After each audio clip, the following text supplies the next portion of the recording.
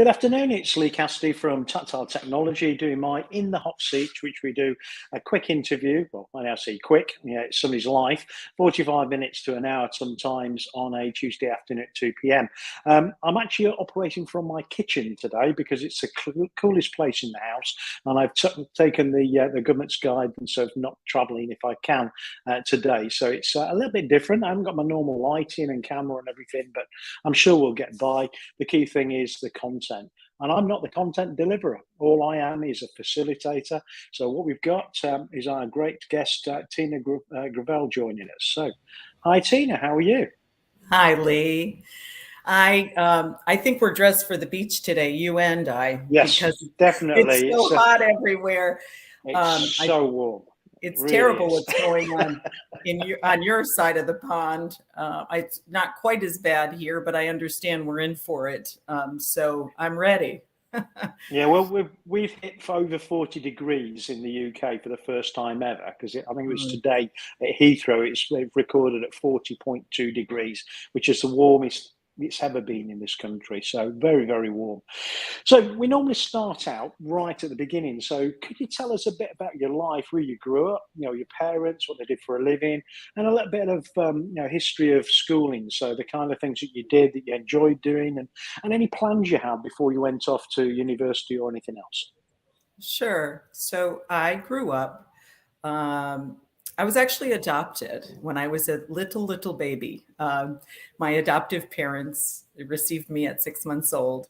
And the fascinating thing is just tonight, I'm going to meet a nephew of mine that I've never met before.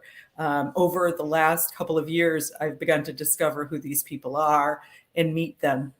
And it's interesting because I have a sales background, and many of them are salespeople, including who my paternal grandfather was, who my father was, who his brothers were, all salespeople. So I wonder if I have in the blood. It must be in the blood, definitely. Yes, but going to the parents that raised me, I was very, very fortunate.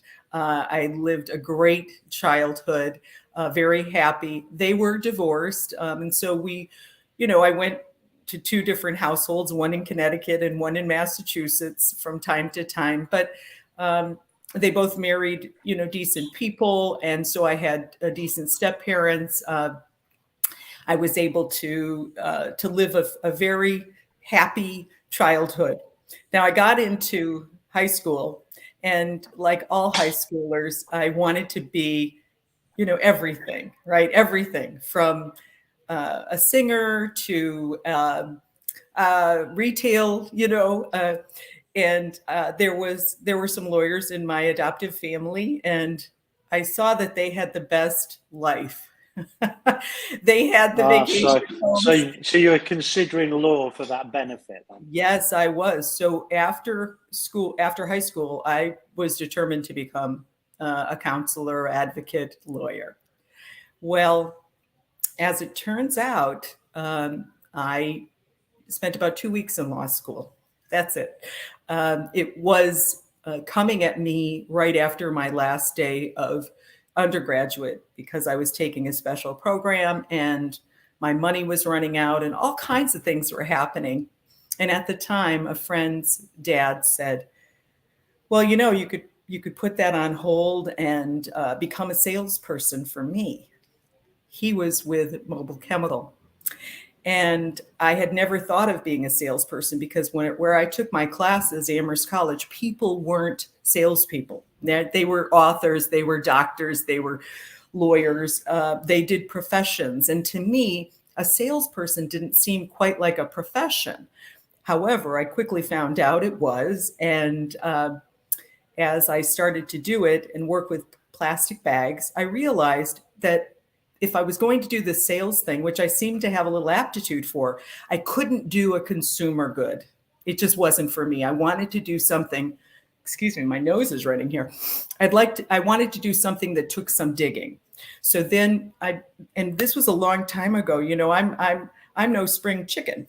So this was a time when there were like 5 computer companies, maybe 10, and pharmaceutical and medical devices and things like that. If you sold those things, then you could make a very good living, and it used your education.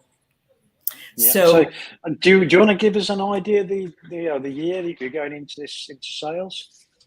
let's just say it was in the 80s. Oh, I okay. don't want to Okay. say anything Well, else. I started out in the 80s, but I was in IT, but in the military.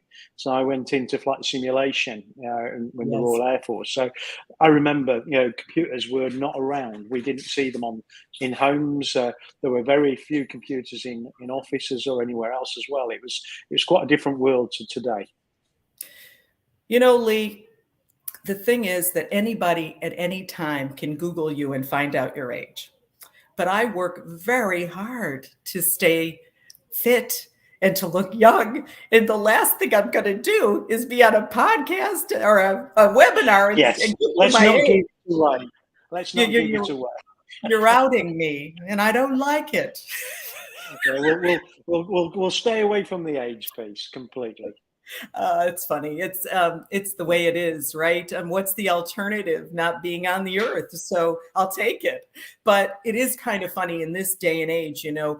We're surrounded by it's sort of a 30 or a 40 world, and the last time I said that I was 28. Oh, it's a 40 world. I'm not capable of running this or that. Now I'm saying it and I'm like, wow, I got to seem like I'm younger because I want to be able to stay relevant, But the key thing is, though, as we grow older, we've got all that experience we're building up. We've seen things, we can understand how to achieve things. So, we are a real use, to a lot of organizations because of what we've actually absorbed through our lives. Well, I could tell you 20 years ago, I was not a great manager. And now I attract the very best people to my organizations, and they happen to love working for me. And it's a very different story. So I would agree with you. We have this infatuation, I think, with being young, staying young, seeing young people, which is wonderful. But we have to remember every now and then you need a little gravitas, right? Very true. Very true. Coming back to the piece about sales as well, because I've worked in sales myself for quite a long time, and you were talking about having something to dig into and understand. I think one of the key things in sales is having to have a belief in the product or the service or whatever you're selling, and also have a bit of passion for it as well. So having something that you've got no interest in or doesn't, just one of the other products that everybody else has got, it doesn't give me any drive, and I'm sure you don't have any drive towards that. You want something that's new, something that's going to give some people some real benefit. Absolutely. Over the last 20 years or so, I've worked for on and off for a person named Manny Medina. And Manny is probably one of the most passionate leaders you would ever meet. And whenever I would hear him tell a story about what we do, it would sort of light a fire, And I always was better after hearing him. And so when I think about how to be a great leader, how to motivate, how to sell something, I always think about Manny and the things that he did, the personal stories, the encouragement, the passion, because it was such a great example to me. And so we met part of an event a couple of weeks ago, wasn't it? The Women in Alliances event. And you're very into that alliances network and bringing organisations together and making that happen. Is that a new thing, or have you been doing that for majority of your career? Well, it's so funny that I mentioned Manny, because Manny was one of the people that asked me to take a role in Channels and Alliances in about 15 years ago. I hadn't done it. I've always been in direct sales. Now, since I worked for him in that role, I went back into direct sales again. But, it's kind of funny. It was something I didn't want to do, but I enjoyed it immensely. And I have to tell you, it's quite a rewarding thing to do, to lead an organization that's involved with alliances, because these partnerships are so rich and they can provide so much leverage to to each side. There's some important things about it. It's not easy. I remember saying to Manny, when he said, would you run, the partner organization? I said, isn't that where good salespeople go to die? I just couldn't believe that it was going to be a place that would be a challenge or better for me. And as it turns out, it's different than direct sales. I won't say it's harder. I won't say it, but it's different. It can be harder because you are influencing people that are 3, 4, 5 levels from you. You're not, directing this team perhaps that works for you. Sometimes you're directing people that aren't even in your organization. It takes a lot of persuasion and skill. You have to be completely skillful. And I used to say, well, I'm part marriage counselor, I'm therapist, right? Yeah. I'm executive. I'm all these things, and depending on the day, I have a different hat on. So there's an iterative process to it all, where you learn about the company, and you have to, change on a dime sometimes. But it's extremely exciting, and it's a lot of fun, and you make friends. I would assume. You make friends. That there's two things.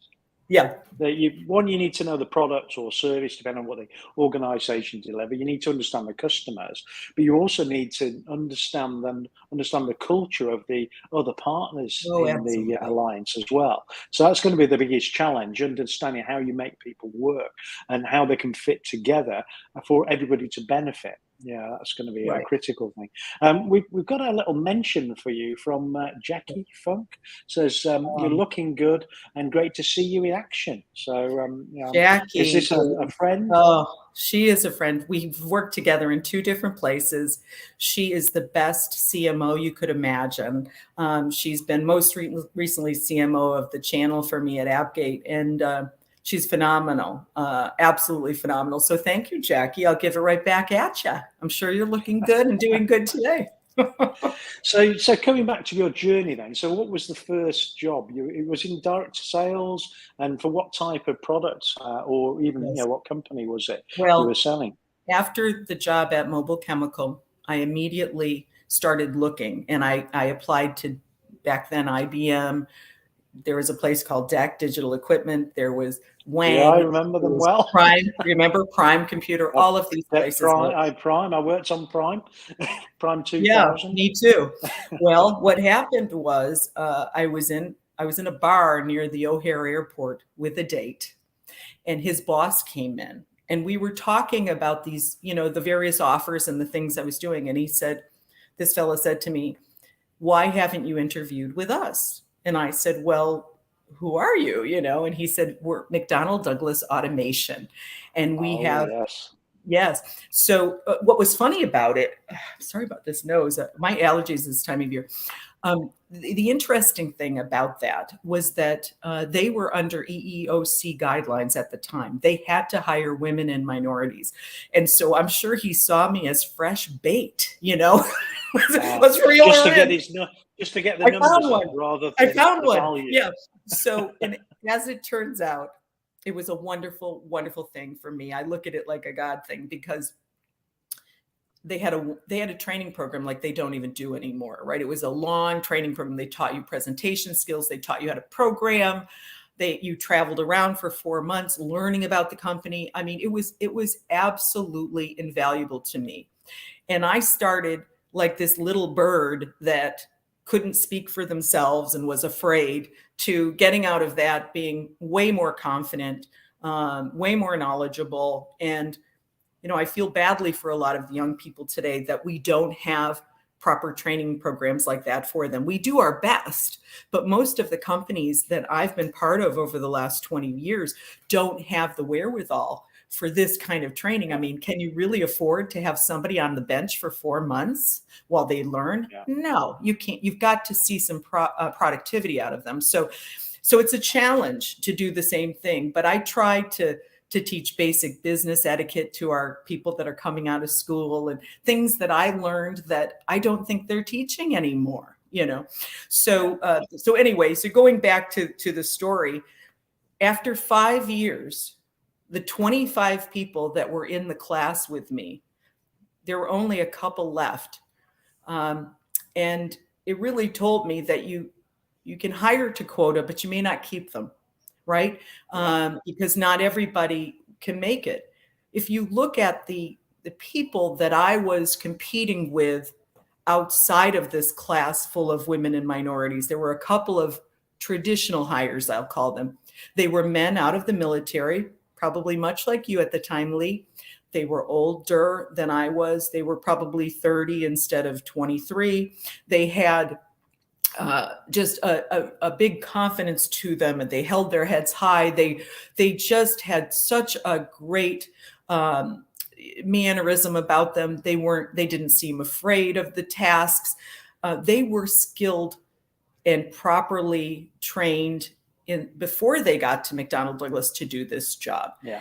And they lasted. Some of those gentlemen lasted with me, but the class with the women and the minorities, there were a few left. And but 5 years later, actually less than 5 years later, I was on stage and the president was saying that I made more money that year than he did. So obviously they did something right, and it was. And you, it's not just them. You must have done something right as well. Oh, sure. Well, I'm fairly tenacious, and I walk through my fears because you can't let them run your life. So those things happen to help me a lot. But and there's always this thing, this little voice that says, "Go harder, go, do more, do more." So there I am. So what was the next step then? So you McDonnell Douglas, it worked really well for you. Sound like you had some great training, great experience, Yes. Good mentoring as well. Did you find anyone there who really Yes. supported you? Well, I talked about this recently, and the mentoring that I got, it's kind of funny. We talk about mentoring as if it's this thing where two people agree to work together, and one gives the time and the other one sucks it in. And, and for me, my mentors were more like what they would call an ally today. Somebody that saw something in me and was willing to give me advice sort of on the fly, but wasn't in a long-term relationship with me. For example, when I joined the company, after the training program, I went into this general sales group, and we had a set of accounts to work on. And I remember my boss saying to me, "Tina, go call 25 people. Here's your script." That was, by the way, the best training I could have had, because I did it. I found out I didn't need to be afraid to talk to strangers, that whole thing. Yeah. But one day I was on the train in Chicago, the elevated train, the L they call it, with a gentleman who had been at it for a while. He was a salesperson as well for one of the vertical divisions. And he said to me, there's going to be an opening in the insurance vertical. You ought to go for that. Here's what you need to do. Go get yourself an insurance book at Barnes & Noble or whatever the store was at the time, and read up on some buzzwords, and then go tell, our boss, who was Bill Schmidt, may he rest in peace, go tell Bill you want to do that. Well, I did. I got the job. I loved it. I learned to be an insurance underwriter as part of this role, and it was fascinating to me. I'm still fascinated by insurance and actuaries. That's quite a lot of commitment, though, to actually become an underwriter, just to be able to sell them software. Well, I wasn't an underwriter. I never became it, but I took the CPCU courses and the HIAA courses for health insurance, life insurance, and property casualty. We were required to take them. Now, we didn't have to take the tests. We did not have to be certified. I'd never say I was certified, of course. But it was enough so that what McDonnell Douglas wanted was, that's why they taught us programming. That's why they wanted us to be knowledgeable about the field, is because they wanted a higher level of salesperson. Yeah. They wanted somebody, if you were going to ask, one of the things they said is, I remember saying, "Why did you have us learn to code if we're never going to code?" And they said, "Because we want you to know how hard it is to change something." Yeah. It's the logic. Isn't it? It was perfect logic, because as salespeople, what do they do? "Oh, come on, can't you just add this feature?" Yeah. No. Are you crazy? I think being a a subject matter expert, so you've been through the process and you understand, Yes. the lay of the land, makes it much Yes. easier for you to then go and be confident and speak to people in that space, especially in insurance. Exactly. And I stayed with that field through a couple of other jobs up until mid 90s when I joined Sybase. Sybase was more of a horizontal play, right? So I worked with all kinds of Yeah, I industries. remember Sybase well, big database Yeah, company. So it it was was in everything. it was an incredibly wonderful time to be in databases. I made some great friends and had, huge success there. I don't know how much you remember those days, but that was when Oracle was stumbling a little bit. And we Yeah. had a better product and we had a better culture. And so we jumped on that. Now, nothing lasts forever.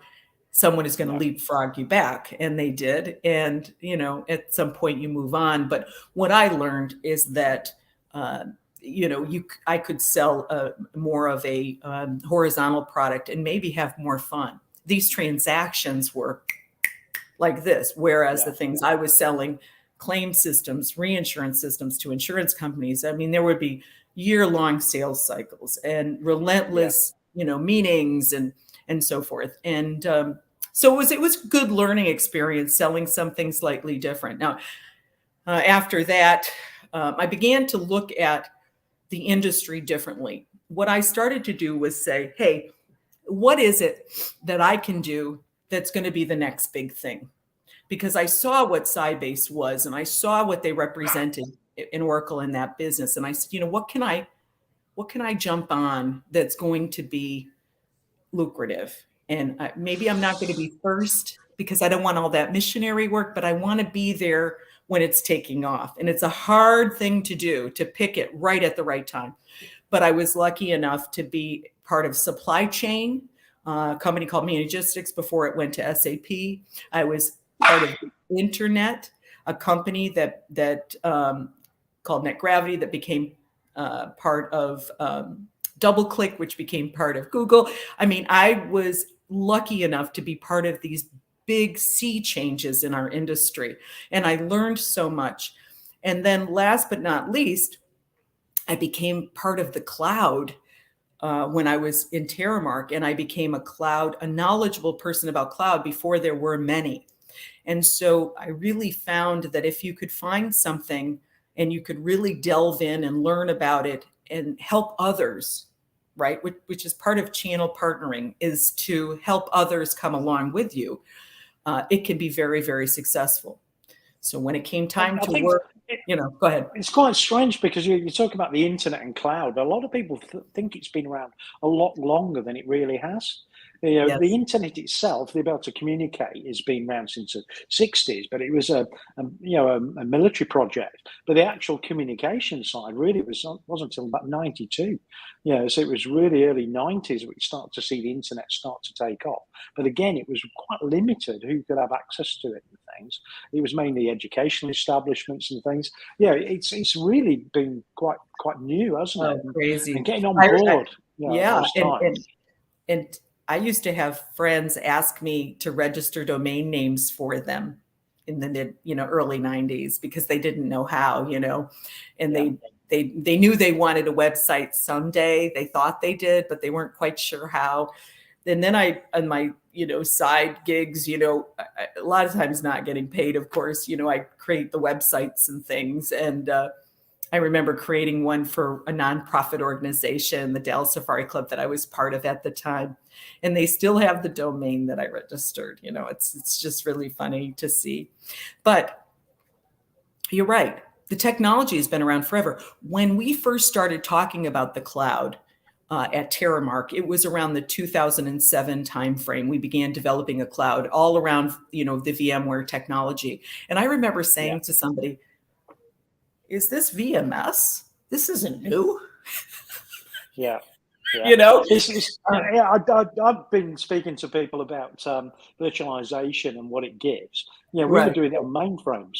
Yeah, we were just, VMS, it was virtualizing a mainframe, space because it was so expensive. You need to share it, Right. by time slicing and things like that. So Well, when that's you it. come to this new space, all it was really having a memory manager, which we had in a few technology I remember in the past, like Sequent and most type of things have these memory managers so you could virtualize the space. Mainframes are starting to do it as well, so you could run different workloads within a mainframe. And then, it was really VMware. And then later on, you had Zen and Citrix was a big driver, wasn't it, for it, with WinFrame as well. Absolutely. Yes, We moved absolutely. forward in this space.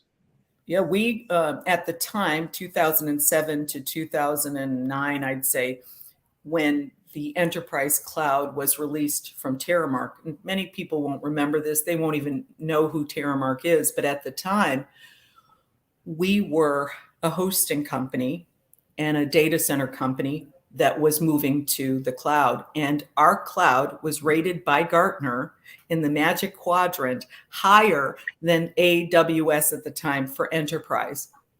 Well, shortly after that, we sold to Verizon.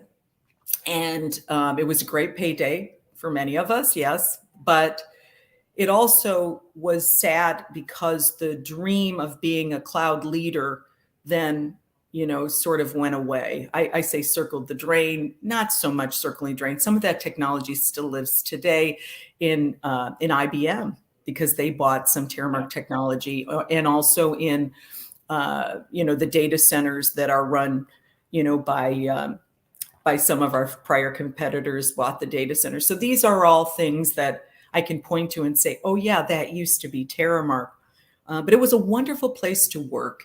And it was wonderful to be on the forefront of this thing called cloud. And to this day, people will come to me in the partnering industry because I tend to be visible there, and they'll say, Tina, if it weren't for you, I never would have learned the cloud as early as I did, and it's been so lucrative for me. Thank you. Well, of course, I just want to bawl because I'm so, oh my God, I did that for you. Thank you for telling me. It's so rewarding to hear these things. You don't always hear it. So and things go in full circle all the time. I remember when I worked at IBM some years ago, at the end of the '90s, and we had a technology. Well, we call it. It wasn't a technology, a terminology at the time called ASP, which is Application Service Provision, which nowadays we call software as service. That's what it is. So taking where we did a lot of work with Progress software, if you're familiar with Progress. I remember, another big database company based in the UK, in Slough, and taking their ERP, manufacturing platforms, retail platforms, and trying to deliver them as a service, so it's per user per month. But it was such a challenge because the technology wasn't there. We were using Citrix and data centers within IBM to try and enable it. It was a real challenging time. But I think one of the biggest challenges wasn't the technology, it was the financial change, because when you're used to selling big lumpy sales with large amounts of profit in it, and you move to a annuity revenue stream, it changes the business dramatically, and it can actually, from a cash flow perspective, sink the business. So that was the biggest challenge most of them had. And I think what we advised a lot of them at the time to set out a separate division or a separate company to be their ASP business and run them independent. Otherwise, one would destroy the other.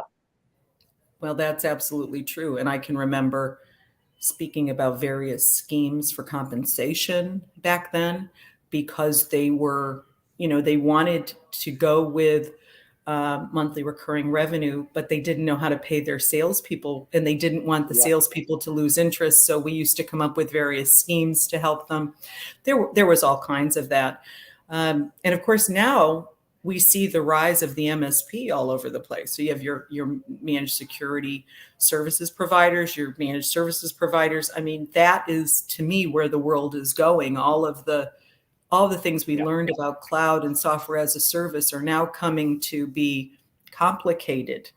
And so the MSP has a very important job, and that is to keep everybody running with these technologies, to integrate these technologies, to make the world less noisy for the CIO or the CEO or whatever, because if they didn't have an MSP and they had to choose all the technology, connect all the technology, deliver all the technology, it was daunting and difficult. And so it's very interesting how things change. And the more they change, the more they stay the same. And of course, if you go back to like the cloud services piece, I see a big drive towards cloud services was because you didn't have to have that 3-yearly cycle where you would choose something, buy something, implement something, and start work on the next iteration when you'd finished implementing it, because you spent all your time working out what your next server and storage and network was going to be as you went along.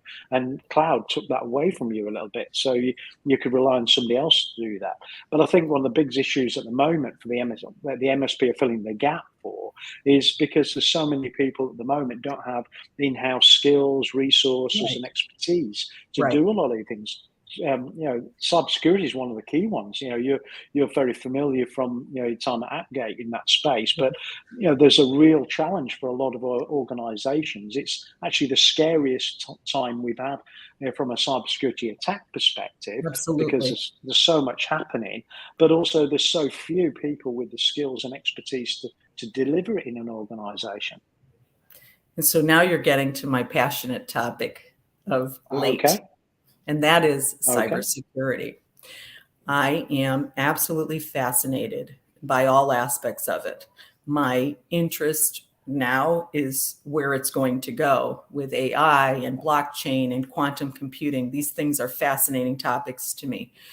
But you're right, there is an absolute imperative for all of us to take responsibility for cybersecurity in our own homes, with our families, with those that can't take care of themselves, like children and older people that, really don't have the aptitude. So my passion is about getting people involved, helping them to understand that it's not crazy gibberish. It means something, these acronyms.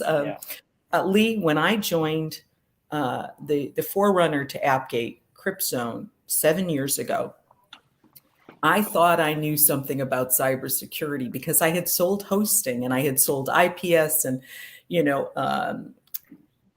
firewalls, VPNs. I just thought I knew it. What I didn't realize was all of the products and all of the services that had been developed since the last time I had sold those things. And I was quickly out of my element.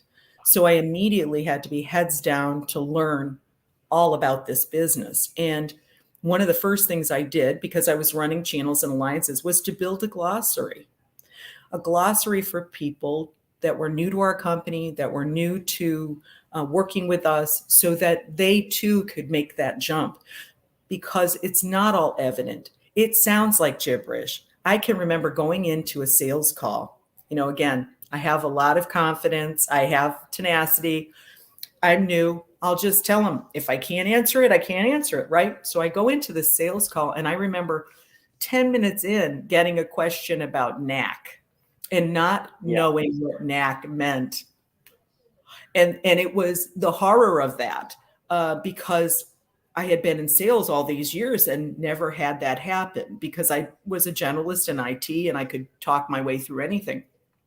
And I remember saying to the gentleman, I'm going to tell you something. I am new.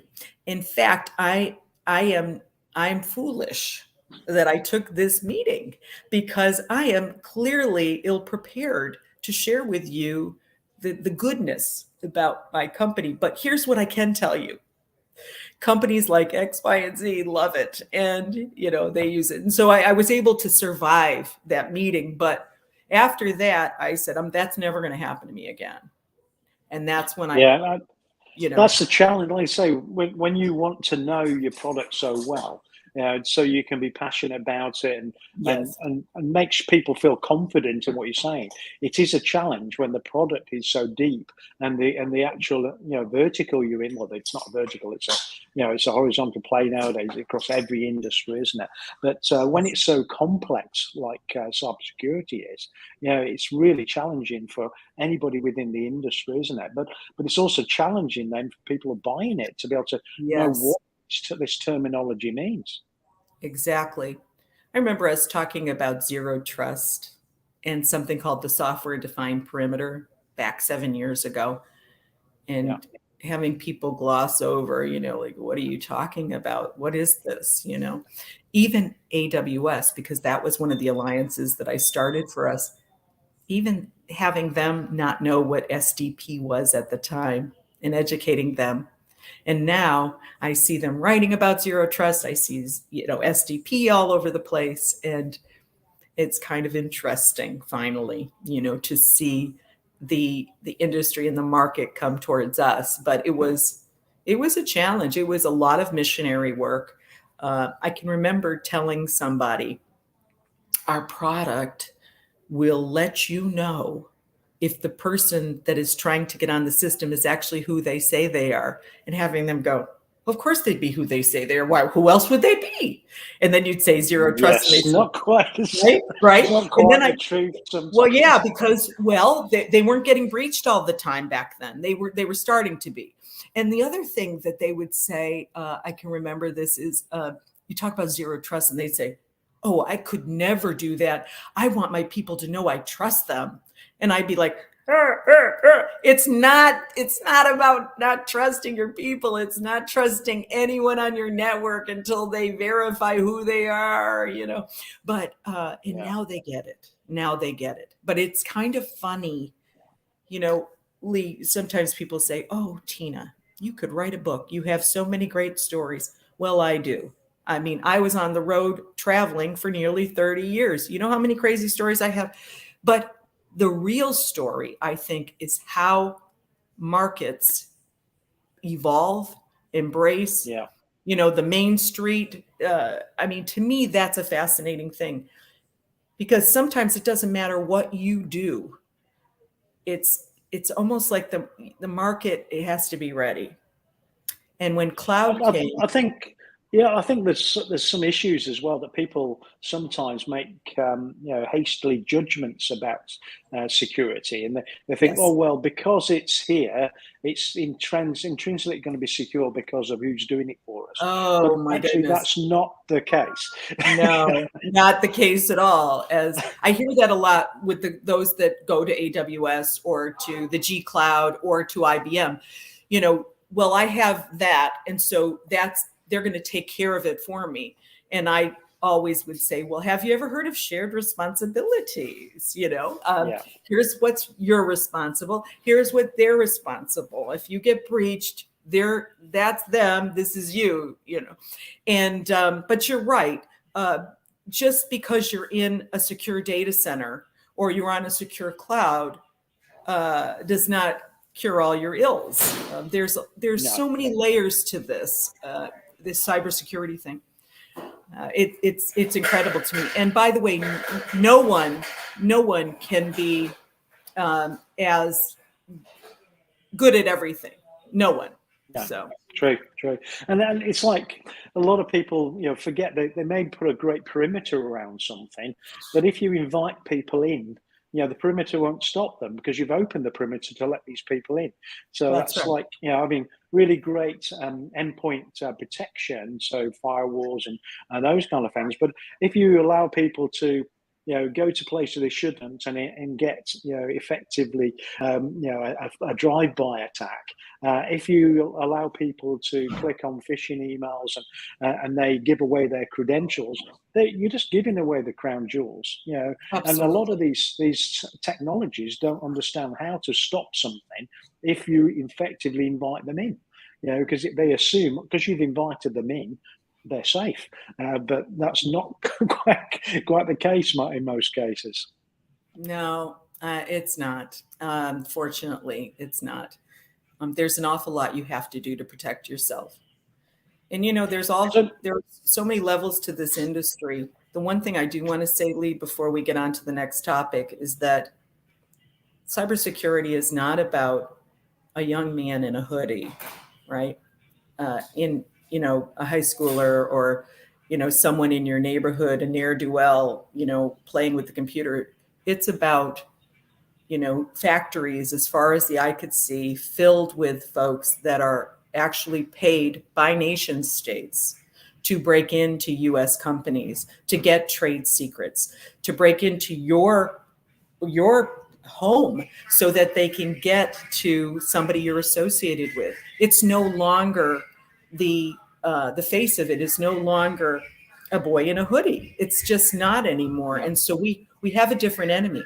And so we need all kinds of people, whether it be women or folks from different cultures. We need the perspective of everybody to solve these problems. It can't just be someone like Tina Gravel or Lee Cassidy, because we have a certain vantage point.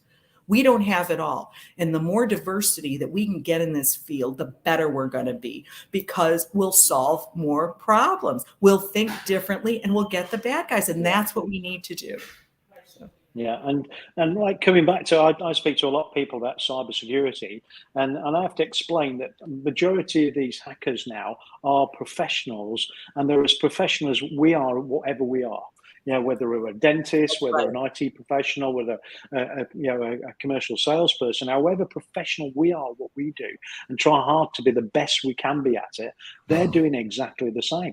But these aren't individual, like I say, these are businesses effectively that are built out of it. They have employee of the month. They have training programs. They are run like they have PR. They have PR firms. They have their own PR. They generate money. They generate massive amounts of revenue. Yes. So to be successful, they need to be structured like a real business, and that's what they do. And like I say, however professional you are, they're going to be as professional and work away, to get into your business, to steal whatever is valuable within your business, whether that's data, whether that's technology, intellectual property within, some kind of knowledge base, anything that's going to be of value to them, or just lock you out of your information and ransom you for it, which is quite a common thing that happens. And then double extortion when you paid it, and then they still put the information out. It's just, there's just so many things that are wrong right now. So the last, are we coming on to Appgate now, or was it somewhere before that? Sure. Because you've been at Appgate for about 2 years, is it? 7. Well, Appgate as a company was formed in January of 2020.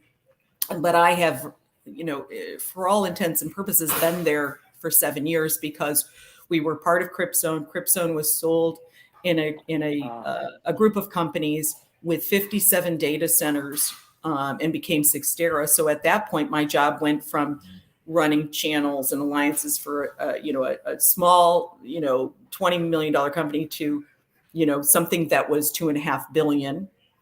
And then we found that the market for our services and products was confused by security services on top of data center. It just wasn't getting our vision, which, by the way, was a beautiful vision. If you could have the most secure data center, why wouldn't you buy it, right?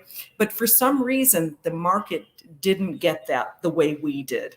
And so we decided the best thing to do would be to separate the mature business, the data center business, from the software companies, the cybersecurity software companies, because they were run so differently. As you know, I mean, if you're running a long-term data center company, you're looking to get every little bit of money out of existing business, right? You're not spending oodles on marketing. You're just doing things like a software company would do. It's just very different. So we split them off. I went with the folks that were going to run that company. I had worked for the CEO, Barry Field, for, on and off with him and for him for, 15 years, 20 years. And it made perfect sense for me to go with him. And it was a wonderful time. We were going into the pandemic, but we had a lot of success by that. And while it was a challenge personally for me, I even wrote a chapter in a book about it. It was a great time because I was able to grow in a different way. I didn't travel. I told you I've traveled for 30 years. Well, for that time, I didn't travel. And it's amazing the things that you can do when you're not leaving town all the time, right? And so have a bit of time for things. Yes. And then recently, I started to get offers for other things at the beginning of the year. And I've been with this company for 7 years. These are family people. I mean, these are like family friends. And so the idea of leaving was very difficult for me to get my head around. But I knew I wanted to try something else, that I had built this organization. It was really ready for someone else to run it. I had some ideas on how it could be done. So in April, I said, I think I'm going to leave. And they said, well, can you stay till the end of the quarter? And of course I did. And so my last day was July 1st. So here I am, the great resignation lady. I may become the great desperation lady before it's over because I think it's crazy, right? Back then I was getting, 3 or 4 job recs a week of things that were interesting and fascinating to me. And then now it's like different. It's so different. And I can't watch the news, because if I watch the news, because I take care of myself. I don't have a safety net other than me and what I've done in my life. And I was divorced and lost half my net worth, by the way, in 2011. So, I look at things differently. And if I hear about layoffs or hiring freezes, I go, oh, I can't let myself focus on that, because I know I have a good brand and I know I'm marketable. But if I allowed myself to, I'd probably say, gee, I better go put my head in the sand. It's going to be a while, The news is so bleak. Yeah, but with your experience and your network as well, because that's another thing. It's having that network of people you've got across the industry. That makes a massive difference to any organisation, having access to that resource. So I don't think you'll be waiting very long. I think the key thing will be finding the right challenge for you. Because that's the thing. I think that is the key. To get your teeth into, based on what you've said so far. Yeah, thank you. You're very kind. I'm I said, most of the time I'm not worried, but sometimes when I hear the bad news, I go, oh, But anyway, I left on great terms, and I have my CEO and my former boss and peers that will, are great references. So I think I'll be okay. But I'll tell you what, it's not for the faint of heart right now. It's just not. You have to really be courageous. And I didn't think I was courageous until I did that. And now I think I am. No. I'm going to say, I don't think you'll have any issues at all with your background, your expertise, your experience and network. I think you'll have no issues at all finding something. But anyway, if anybody does want to connect with Tina and put forward some interesting options for her to work on going forward, using all that experience in cybersecurity, hosting services, and also back to even doing some development a long time ago, we may not focus on that side of your experience, so that might not be the best thing to do. But with such great skills and experience, have a quick look on LinkedIn. If you want to look out for Tina's posts on Twitter, have a quick look over there. Follow Tina on Twitter. You can get some great insights into what's happening as well. Well, we're coming towards the end, it feels now, because we've got to Appgate and we're looking forward to the next challenge. So, when we started, I said there's a couple of questions always asked at the end. So one of them is, what's the best meal you've ever had? What was it? Where was it? Why was it the best meal? I always think about this one dinner in Turkey. Was opening up the channel for Telemark in Istanbul. And I remember going with our country manager and a team that worked with me and for me at this dinner, overlooking the Bosphorus, eating the most, to me, delicious food that you can get there. You know, Turkish food is very fresh, very flavorful, wonderful spices, lemon. That to me was the quintessential event for dinner. And I still remember that, and I still think about it. Now, of course, the right thing to say would be the last dinner I had with my parents, who are no longer on this earth, my adoptive parents I mentioned, because that would be wonderful to see them again. And I think about our last birthdays and things like that. Of course, those are sentimental and wonderful. But if you're asking about food and location, it was outstanding. I just can't say enough about it. And it pains me, the trouble that Turkey has had the last few years, and the issues with Syria, because I wanted to go back there many times over the last 10 years. And I just haven't had, I haven't gotten over that fear, if you will.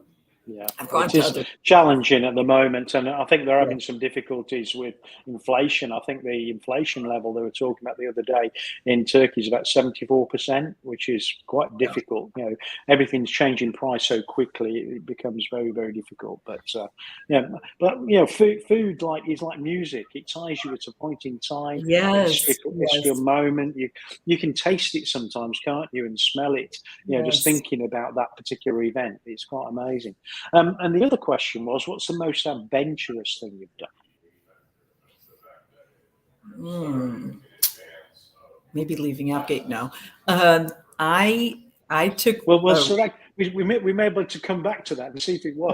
No. I think I've done all kinds of things. You know, the adventure, the adrenaline type things that, you know, I've been to race car school. I've driven a Formula One car. That was pretty scary and pretty adventurous. My customer at the time, this was quite a long time ago, was getting a class together. He was the CEO of CNA Insurance. He was getting this class together at Skip Barber. And I had heard about it. And I said, well, that sounds awesome, you know, just in conversation. And he said, well, you can come too. You know, we got the cost down, and come join us. Once I did that, I did it a lot, and my love for racing and Grand Prix and so forth grew from that point. And to this day, I'm still, that was the one travel I did early on in the pandemic, was the Grand Prix of Monaco. So it's very spectacle, but it's not the best race, because it's like a procession, isn't it? Because there's no really places to overtake, but it's a great thing to see. I just love the smells. I love the smell of the cars. You know, I mean, the tires. I mean, I don't know. There's just something about it that I just think is wonderful. And I have the 2 Porsches myself. So a place to go if you ever come to the UK in the future is the Goodwood Festival of Speed. And it's very old world. You get very close to Formula One cars, lots of others, but they have a hill climb. Are you familiar with hill climbs? No. So it's a track that goes up a hill, and it's a time trial. So each car goes up and it's timed, and they have all sorts. They have Formula One cars going up there with Formula One drivers. They have various sports cars and things, and professional hill climb races as well. And nowadays, they're even having electric cars. So they've got the Formula V going up there. They've got other electric racing cars going up there. A very, very interesting spectacle. And you get very close to everything, which is unusual, because normally to get very close to the spectacle in a Formula One race, you've got to have a pit pass, and it's very expensive unless you've been invited by someone, you know, who's in the pits, one of the race teams. But it's a great spectacle to go to, you know, the Goodwood Festival of Speed if you get a chance in the future. Thank you. Yeah, I usually have to pay, as they say, through the nose, because I don't really know the people, so I pay extra. Like, call American Express and can you get me into to this or then to that event? You know, their concierges are great, but they're not miracle workers sometimes. That's it. But it's been great having you on today. A great, story and amazing career you've had so far, and I hope it continues with the next challenge, because you never know what's going to come along, and technology is changing all the time. But we joked a little bit about certain things have been reiterations of technology from the past, mainframes and cloud, but we've got all this new technology that's still being taken on, things like container workloads and Kubernetes, which is quite new, and not everybody's utilizing it, but it brings other challenges, especially in the security space, because it's very close to the development, and the developers don't always think about security. So when they're deploying into cloud services using Kubernetes, there's challenges there. So there's lots of things that are going to be quite interesting, but there's always going to be the next new thing. We don't know what's coming yet. There could be, I know there's a lot of people talking about effectively orchestratable workloads. So, hardware that can be changed, to suit the needs of the work that it's going to carry out. So that's quite a new thing. And also you mentioned, quantum computing. That's still quite early days, really. So there's lots of really interesting things coming along. So I'm sure it will keep us both entertained for a good few years yet. Absolutely.